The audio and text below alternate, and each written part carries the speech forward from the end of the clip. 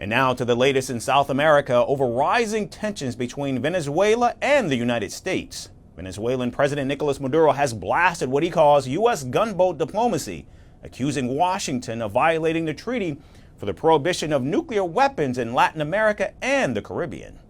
Speaking at a reception for the new ambassador of Azerbaijan to Venezuela, Maduro claimed the Trump administration violated the treaty by sending a nuclear-powered submarine into the Caribbean.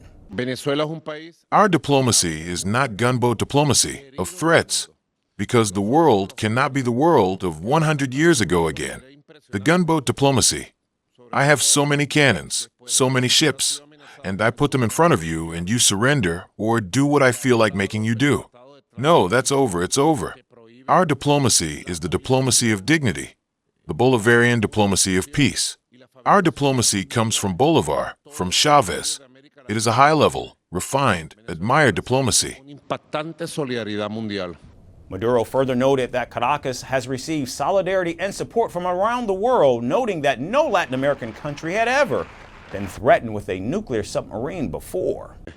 The Treaty of Tlatelolco has been violated, which prohibits the movement, use, and manufacture of nuclear weapons throughout the territory of Latin America and the Caribbean.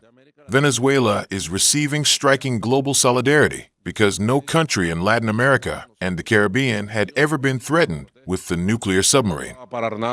Now, Maduro's comments come after reports suggested that Washington has deployed additional warships, including a guided missile cruiser and a nuclear-powered submarine, to the southern Caribbean, citing threats from Latin American drug cartels. The warships are, in fact, expected to arrive in the region as early as next week, following last week's deployment of 3 warships and 4,000 Marines to curb drug trafficking. Now, in response to President Trump's threats, Venezuela on Tuesday deployed its own warships and drones to patrol the country's coastline. Video showed military convoys with tanks passing through central Venezuela on Wednesday after the government's announcement. Amid these measures, Venezuela's defense minister said there's no room for fear, adding the government is committed to strongly informing citizens about its efforts to address potential threats. There will be those who say they are scared. Here, there is no room for fear, but we have proposed ourselves to inform our people with a lot more strength what we are doing to combat all of that. Now, tensions have been simmering for months between the two nations, and Maduro has been in President Trump's sights, however, since his first term. Now, since returning to power in January, Trump's attacks on Venezuela have focused chiefly on the activities of transnational drug cartels. The administration has designated Mexico's Sinaloa cartel and other drug gangs, as well as Venezuelan criminal group Tren de Aragua, as global terrorist organizations in February. Washington recently also doubled its bounty to $50 million in exchange for Maduro's capture to face drug charges. Maduro, in turn, has accused Trump of attempting to effect regime change and has launched a drive to sign up thousands of militia members. Earlier this week, Caracas also petitioned the United Nations to intervene in the dispute.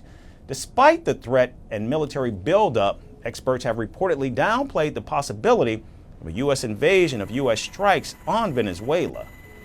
Meanwhile, on the streets, many people are shrugging off the threat as posturing. So as Venezuela and the United States maintain a strong show of force, both sides continue to monitor each other's military movements very closely. Tensions are definitely brewing, and it's still an open question for the Trump administration if these moves in the region are in fact about regime change or eliminating narco trafficking.